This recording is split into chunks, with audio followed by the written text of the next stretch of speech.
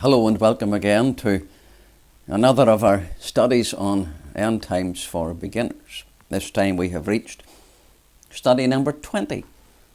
And the subject in this study, following very closely from the last one, is the 1,000-year kingdom. Let's come to that study now and ask a question that we asked in our previous study, and I said I was holding it over to the introduction to this one. You remember back in the previous study, The Coming in Power, chapter number 19, we looked back a little bit of review as to the reasons why Jesus must come the second time, why his first coming was not sufficient to fulfill the prophecies and promises of the Old Testament. We looked at that. He has to come the second time that all those prophecies and promises will be fulfilled. He has to come the second time to close up the gap. That when we look back with positive hindsight is seen to open up a huge time gap. And so many of the prophecies of the Old Testament that Jeremiah and Isaiah and Daniel and Zechariah didn't know about when they wrote the prophecies themselves. He has to come the second time because he himself said he would. Many of the prophecies in relation to his second coming were given by Jesus himself, especially at the closing days of his public ministry. All of them have to be fulfilled in accurate detail. He must come again the second time because our world is getting increasingly rebellious. Paul said in 2 Thessalonians chapter 2, the mystery of iniquity is already effectually working. It will not come to its full flowering until the resistance has been removed by God and everything that is evil and wicked is let loose. But at the end of that period, the 3.5 years of tribulation, Jesus must come back. The judgment of God being poured out is only a precursor. It's a getting ready for. It's not sufficient in itself. Jesus himself must return and physically put down his enemies.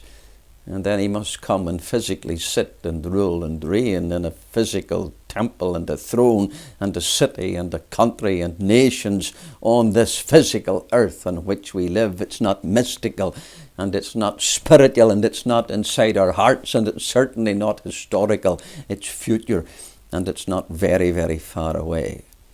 The other thing that I mentioned in the last study, and I said we would leave it until this one, he has to come the second time because the covenant promises to Abraham and David especially must be fulfilled. You remember way back there in Genesis chapter 12 and 15 and 17, God promised Abraham a nation.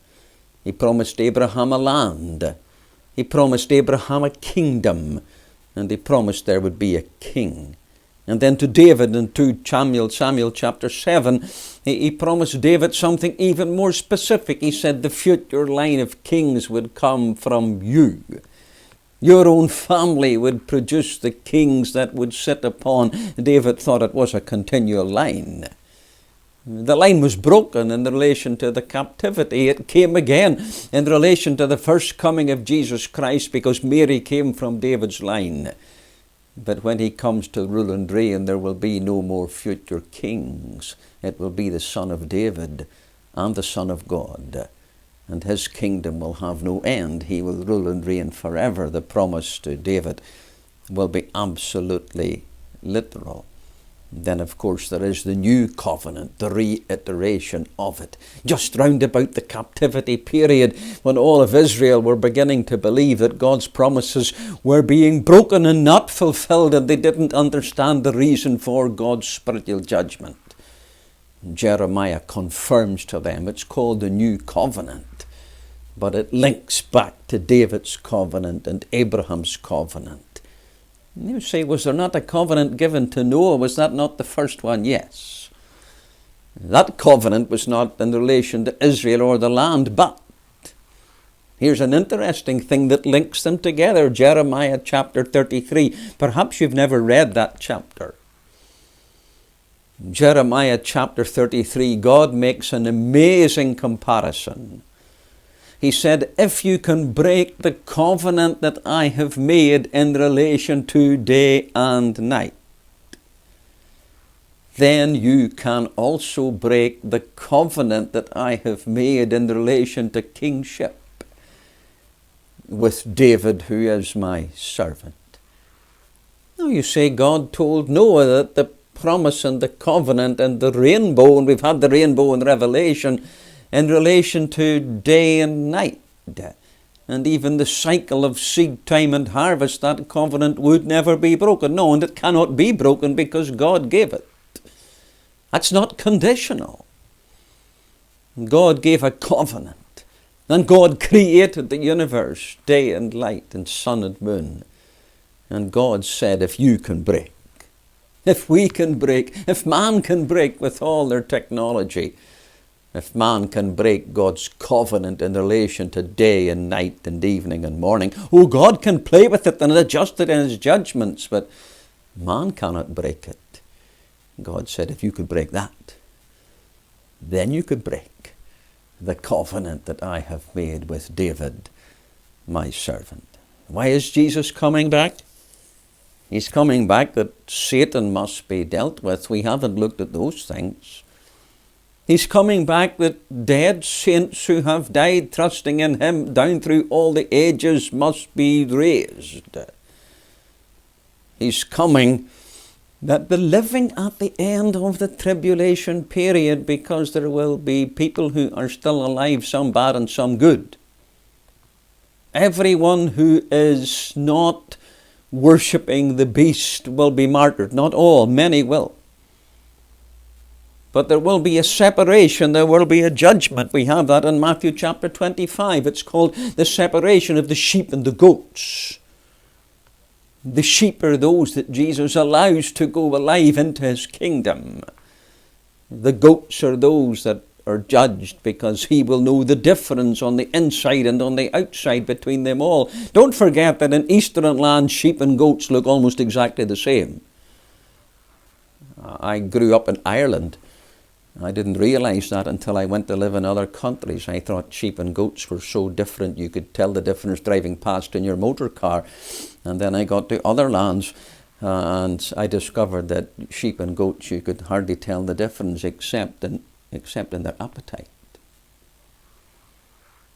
Yeah, all you had to watch was not the animal. All you had to watch was what they ate. And what the sheep wants to eat and what the goat is happy to eat are two very different things, and that's a good picture. And Jesus said, I'll put the sheep on my right hand and the goats on my left and separate them. The goats will go to judgment and the sheep will go into the kingdom. And then the land has to be sanitized. That's a very interesting subject. Maybe Ezekiel 39 gives little clues about that, whether that happens at exactly this time or not. Ezekiel 37, 38, and 39 are very, very difficult in terms of determining when they actually happen. But the land must be sanitized, it must be cleansed and cleaned, not only from the battle of Armageddon and the bloodshed of all the enemies that are destroyed, but all of the pollution that we know about that we have put in our world. You look on the television or the media and you see all these programs about awful pollution of the sea right down to the bottom of the ocean, and the pollution of the sky and the breaking of the ozone layer. And Jesus will fix all of those things just in a moment, but they must be fixed before we come to the new kingdom that is here on this earth, not the eternal state. Then the kingdom itself must be set up. There has to be a preparation for a kingdom. Jerusalem must be rebuilt and restored in a completely different shape and form. And there must be a brand new temple. You get that in Ezekiel 40 right through to chapter 46. Those are very difficult chapters to understand, but I think the dimensions in there are quite literal. And we look at some very strange dimensions in our next study in relation to the new Jerusalem which will come down from heaven. And so there's going to be a new city on earth, and there's going to be a new Jerusalem as well, and there's going to be a new temple, and there's going to be a new throne. But there's going to be nations round about in the world. Old nations will still survive, many of them. They'll come under the rule of the king who sits on the throne, and they'll have to bow to his rule. Or else there'll be punishment and death. Those things will still take place in the kingdom. It will actually take. If we go to Daniel chapter number 12, there are one or two very strange little verses in there about time. Blessed is he that comes to the end of the 1,260 days. That's the second half of the tribulation period. And then the angel speaks to Daniel about 1,290 days, and then 1,335 days. There's an extra 75 days. Maybe that's just a little gap period. Literal. 75 days of cleaning and cleansing and building and restoring and rebuilding and setting up. Some things will happen instantaneously when Jesus appears. Some things will probably be allowed to take a little bit of time to do. And the preparation for the marriage supper will be set up as well. You don't arrange a marriage supper just in a second. And then, of course, when everything is organized and ready, the kingdom will start properly. And the marriage supper will probably be the first event that introduces the kingdom, and then the whole thing will last for 1,000 years. Revelation chapter 20 and verse number 1. I saw an angel come down out of heaven, having the key of the pit of the abyss, and a great chain in his hand. You remember the pit is empty. It's been opened by God in the past to let everything evil out, because they are part of the battles and fighting and warfare that goes on in the tribulation. And he laid hold on the dragon, the serpent of old, which is the devil and Satan. Those four names all brought together again to let us see it is the same person. Bound him 1,000 years. And cast him into the pit of the abyss, and shut him up, and set a seal upon him, that he should deceive the nations no more, until the 1,000 years should be fulfilled. And after these things, that's the last one, the last time movement in the book of Revelation, and it refers to the 1,000 years. After these things he must be let loose for a little season. Verse 4, I saw thrones, and they sat on them, and judgment was given to them. And I saw the souls of them that were beheaded for the witness of Jesus Christ. Oh, here's the blessing for their martyrdom, and for the word of God, which had not worshipped the beast, nor his image, nor received his mark on their forehead, on their hands. And they lived and reigned with Christ 1,000 years. The rest of the dead did not live again until the 1,000 years were finished. This is the first resurrection. But of course, in relation to the dead who are raised at the end of the 1,000 years, it is not called the second resurrection. It is called the second death. Blessed and holy is he that is part in the first resurrection. On such the second death has no authority. They shall be priests of God and of Christ, and they shall reign with him 1,000 years. And when the 1,000 years are finished, Satan shall be loosed out of his prison, and shall go forth to deceive the nations which are in the four corners of the earth, to gather them together to battle. The number of them is as the sand of the sea. Incredible that there will be rebels against the perfect rule and reign of Christ. And fire came down from God out of heaven and devoured them, and the devil that deceived them was cast into the lake of fire and brimstone, where the beast and false prophet are after 1,000 years, and they shall be tormented day and night forever and forever. The first part of this passage, God does bless the reading of his word even where it is difficult. The first part of this passage, it's about the restraint of Satan, verses 1 down to 3. I love to think, I often highlight when I'm speaking on these subjects, I love to think that it's not Michael that is sent. Oh, you say it was. Chapter number 12, Michael, no, but we're not in chapter number 12, we're in chapter number 20. It's a foot soldier angel. I would have looked for Gabriel or Michael. Yeah, so would you. It's an ordinary angel. Why? Because he has the authority of God behind him. He has the power of God with him. And the conclusion of the dragon's liberty is finished. Dear child of God, let me say this very practically when it comes to our struggles, because we all struggle. By times we struggle with the flesh. And at times we struggle with the devil. One of us, with the power of the Spirit of God, is able, depending on that power, to have the victory over the dragon. An angel came. He had a chain and a key and a seal and a pit. There's another 4. A pit to put him in. Satan is going, you say, what is the pit? I don't know. It could be in the center of this earth. The letting out of and the putting into seems to suggest that it is a physical place closely connected with earth. Whether it's in the very middle of our earth that nobody really knows what's in there in the center, I don't know. God does, because He made it.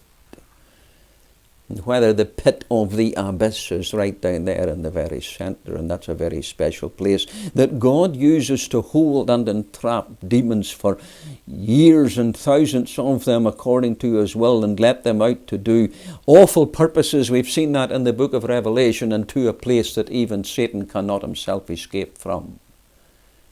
In the pit, bound, and the lid, and the seal, and the chain, and he's in there for 1,000 years. You say, why only 1,000 years? Why does God not put him in his final condemnation? And God wants to bind him for 1,000 years for 2 reasons. First of all, to let mankind see. This is important. To let mankind see that in a perfect kingdom, in a perfect environment, no tenements, no variation in social circumstances, no famine, no disease, no pestilence, no sickness, no malnutrition, none of those things that people today blame for how they turn out. I was brought up in a bad district. I couldn't help going to the bad. And of course you classify the crimes that are committed in the world today, and you say, well, but most of them are committed by the kind of people that, and therefore it seems to be that the environment they grew up in. No. It is that which comes from the inside, Jesus said, that defiles, not that which is external on the outside. Sin is not the virus. Sin is a contamination which is within us that we received. It's in our DNA. We received it from our foreparent Adam. God is going to demonstrate for 1,000 years that when the external influences of evil and the external influences of all that's difficult in this world have been both removed, that there still will be sinfulness and rebellion in the heart of man, even in the perfect kingdom that's going to come. What a strange and what an amazing revelation. Satan and his security, he's bound with a chain and a key and a seal and a pit. Satan and his sentence, he is bound for 1,000 years, but it's not his final doom. The significance of his release: he will deceive the nations no more, but he will be let loose for a little season. And we're going to look at that just in a few minutes. There's a lovely phrase, because it occurs 7 times in the book of Revelation: deceive the nations. And here we have the end of that in Revelation chapter number 20. He shall deceive the nations no longer. Now, the next part of the passage, once Satan has been bound and tied up, the next part of our passage, verse 4 down to verse 6, is the resurrection of the saints. So that's lovely, isn't it? Not just the tribulation saints, mind you, there will be some that will be martyred even in the first part of the 7-year period. How soon his peace begins to break, and how soon he begins to persecute the people of God in the 7-year period, we're not actually told. What we are told is that worship of every single thing except himself takes place at the 42-month period in the center of the 7 years. How soon he starts persecution against Christianity, even in his political peace period, we don't actually know. How much persecution of Christianity will increase even in our time, even before the appearance of Antichrist himself, we don't know. There have been millions of martyrs in the past, and there probably will be millions more. And then there will be millions concentrated in the 3.5 period of the 42 months who refuse to take the mark and who refuse to bow before the image. Jesus tells them in chapter 16, it's more blessed to die than to live. And here's the reason why that little summary phrase comes in there in chapter 16. Here's the proof of it in chapter number 20. Because they lived again. Death is not the end for anyone. There is a final resurrection and a final judgment will come to that for all those who have rejected Jesus Christ. It's not only the good and the blessed and the believers who are raised. It is those who were evil and wicked and refused to believe, as well as those who worship the beast. I'm not talking just about this period here on the chart. I'm talking about everyone from Cain right through until the end of this period before we go into the kingdom. And even those who rebel in the kingdom.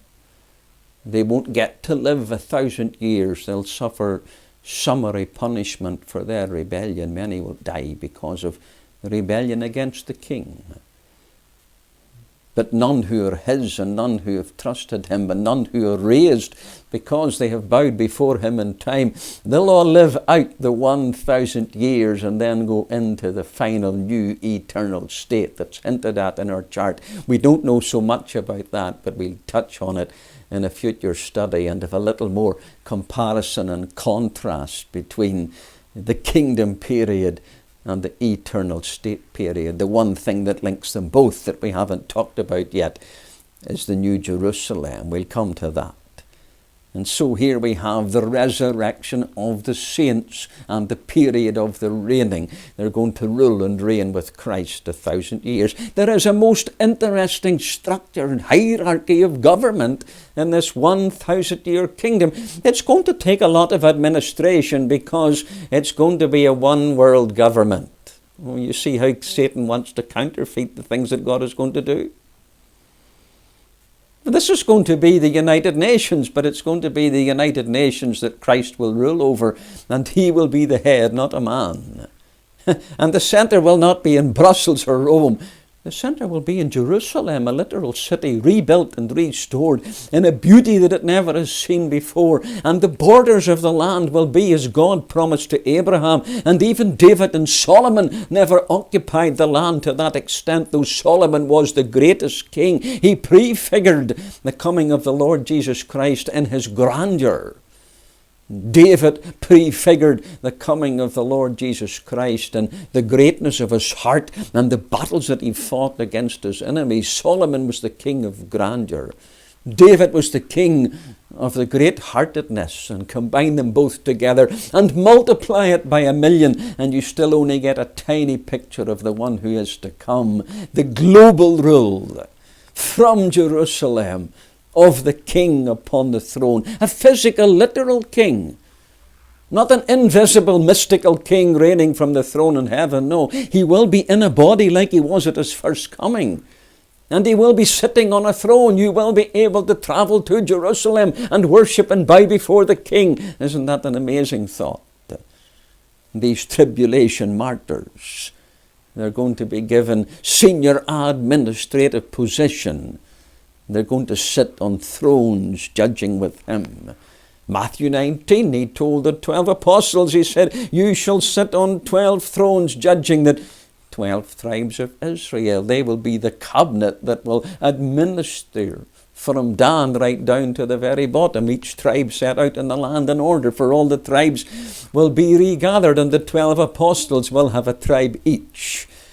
There'll be a cabinet of administration for the world, and there will be a cabinet, an upper house and a lower house, if you like, a cabinet of administration for Israel, and we're told that clearly in the Word of God. And then two strange passages in Ezekiel 34 and 37, I think they're literal. David, your prince, will reign. You say, but it could be just a prophetic, symbolic statement calling Jesus Messiah, David, your prince. Yes, that's possible, and many think that. But I also think that David will be restored and resurrected, because he will be and be given some kind of vice-regency in the kingdom. I wonder, will there be periods in which the king will not be on the throne? You say, where will he go? Well, he might go on physical. Remember his first coming? He walked from Jerusalem to Galilee. He climbed the mountain to the Transfiguration and came back down to the bottom. Yes, I know he walked upon the water. He did that once, but many times he crossed the sea in the boat, and it took hours to do, and he slept on a pillow. And he sat beside a well and was weary. Oh, the weariness and the tiredness and the thirst, they will never come in this kingdom. But the literal physical moving around, I think that could come again. Maybe he'll travel to different parts of his global kingdom. And some of his administration will travel with him, and his bride, she'll always be by his side, and so she'll travel with him. We look at that in another study. And then the throne in Jerusalem will never be vacant, because when he is moving in administration, the throne will be occupied by the sub-king, the vice-regent, David himself. I wouldn't be dogmatic, but it could be true. We'll know when we get there, those of us who are saved. We'll see how it all works out. There will be perfect rule. There will be a perfect kingdom. There will be a perfect peace. There will be a perfect program of sowing and reaping and harvesting. No drought and no false problems with the economy. No shortage and no wastage, and no increase in profit margin because of scarcity of supply. All of those things are in the past. And he himself will be the King of Kings and the Lord of Lords. You say, at the beginning of this kingdom, who's going to make up the population? Well, we have the 144,000. We saw that in chapter 14.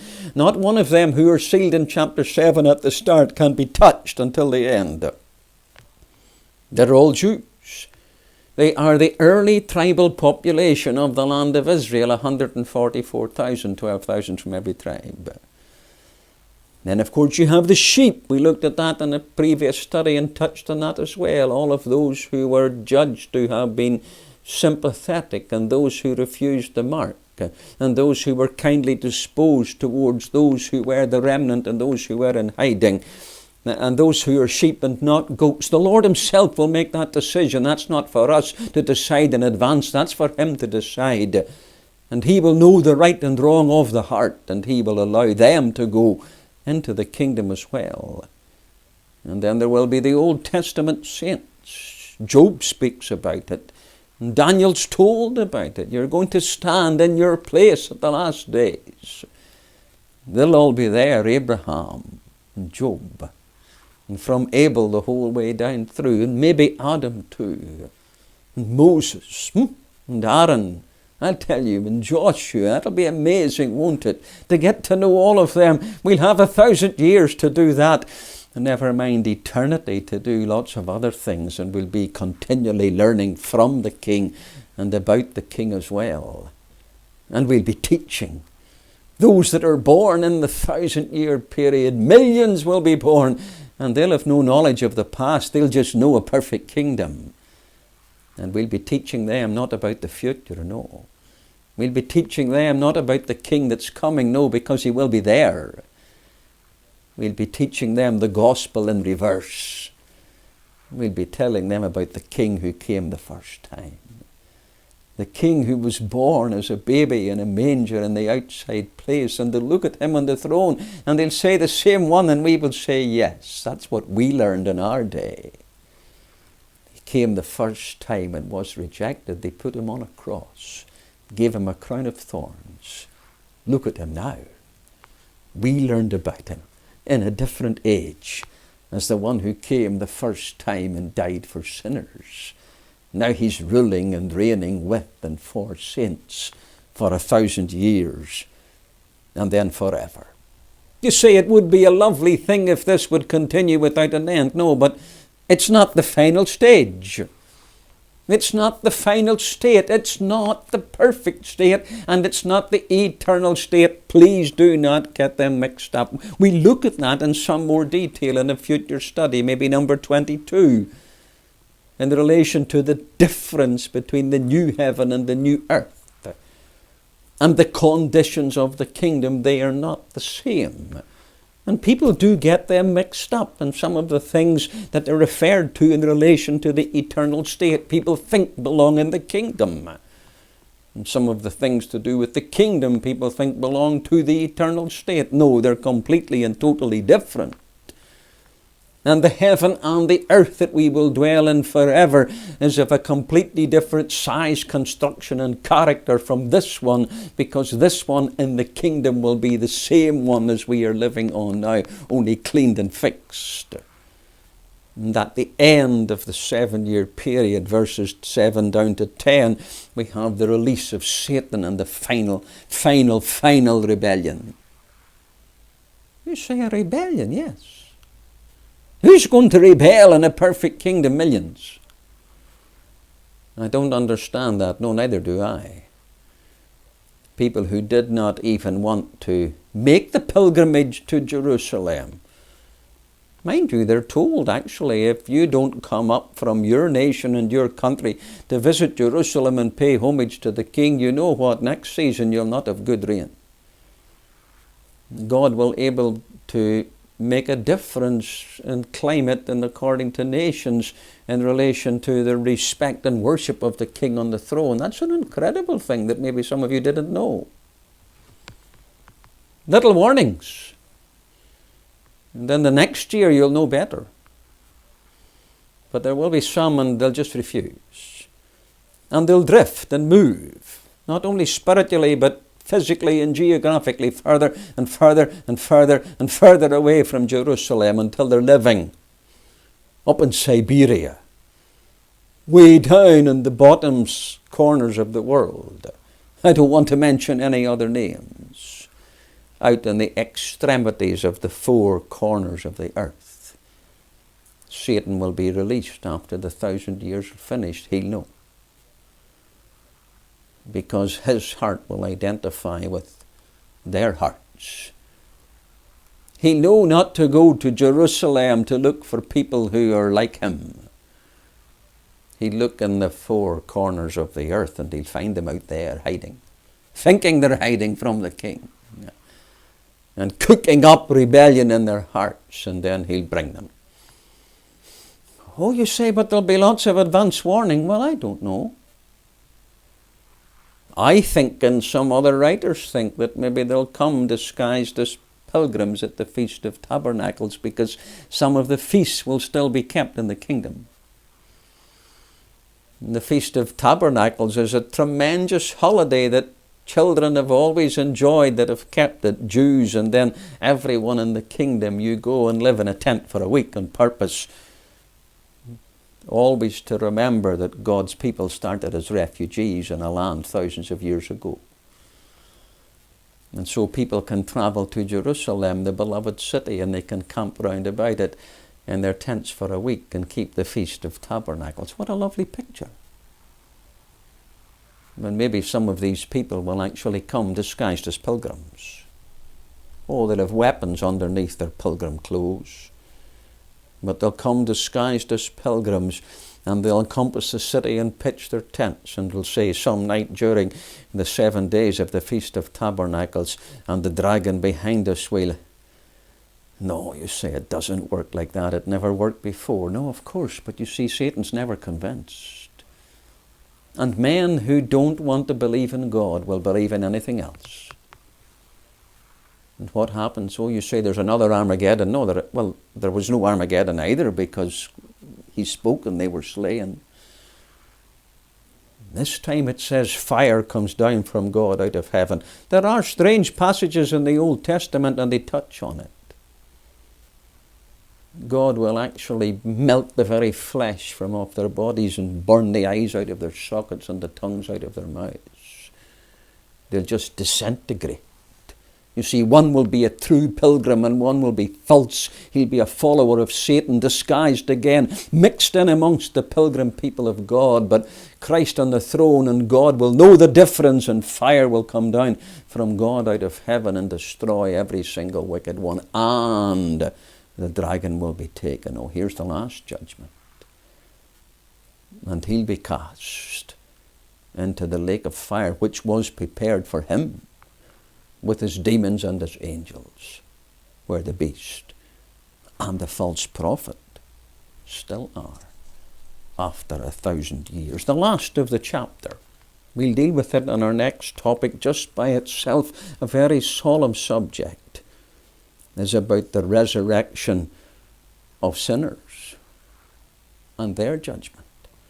We'll deal with it exactly where it comes in the passage before we go back again to new things and lovely things and glorious things. I always love when I come to the end of the book of Revelation that it does not finish at chapter 20 and verse 15. Or that last little paragraph in chapter 20 isn't put at the end of chapter 22, because God could have put it there. And when we get the last judgment and God's final assessment of sinners and the great white throne judgment that's here upon the chart, we look at it in our next study. After that, every single thing is beautiful and glorious and perfect and permanent. And we'll have to look at those chapters in our final study. Some questions now quickly for this study. You've been very patient. The studies are not always very short, some are longer than others, but we've got to try and cover the ground and also go slow enough that young people can keep up with what I'm saying. Jesus is coming twice to fulfill Old Testament prophecies. He's also coming to do what? I said something very specific in the introduction to this subject, and I mentioned two very, very special people, and you have to be able to note that down for me, I hope. Some things that have to happen before the kingdom will be properly set up. I told you there's a little strange 75-day gap. And can you list down some of the things that have to happen in there before the kingdom properly starts? Where is Satan put for the 1,000 years? That's a very easy question. The next question I was going to ask is, how long is he put there for? Well, there you are. You've got the answer, so that makes that one easy. What are we not told about the kingdom in the Old Testament? That's a good question. There's one detail of the kingdom that we have here that isn't given in the Old Testament. I've probably hinted at it on the way through, and I've mentioned it just there now, so even you have to guess, I think you'll get it right. The government of the kingdom, can you kind of draw a little, well, you could sketch it down on a piece of paper, draw a little pyramid. You know, an upper house and a lower house and a throne at the top, and then civil servants and administrators, the kind of terminology that we use and get into your head, what the kingdom government actually will look like. We're given an amazing amount of detail about the government of the kingdom. Now, answers to questions from number 19, they were three main differences in relation to his first and second coming. The first coming he came lowly, the second one in power. The first one as a babe, the second one as a warrior. The third one as a rejected king, the second one as a king who rules and reigns. Many Old Testament prophecies, when we look back, we see they have a time gap, and I mentioned three very important ones and one most important one. Can you give what they were? Isaiah chapter 9, Isaiah chapter 61, that's the proof text one, and Daniel chapter 9. Can you mention something from any of them that is not fulfilled fully until his second coming? The government shall be upon his shoulder, the day of vengeance of our God, the confirmation of the covenant from Daniel chapter number 9. How many hallelujahs were there back there in chapter number 19? The answer's 4. How many names does the king who's coming on the horse have? 4. Can you give any of the names? Faithful and true, no man knew, Word of God, and King of Kings. How many features does he have? Mentioned: eyes, head, mouth, and thigh. How many objects does he have in relation to his rule? A horse, a sword, a rod, and a winepress. And who is seized first, and what happens to them? The beast and the false prophet. They're cast alive into the lake of fire. This has been a fairly lengthy study, but it hasn't been so complicated, and I trust it has been joyous and enjoyable. Something that all of us who are saved are looking forward to with great anticipation in our hearts, and that isn't far away. May the Lord bless us all as we anticipate these things in the difficult days in which we find ourselves. God bless, and thank you for listening.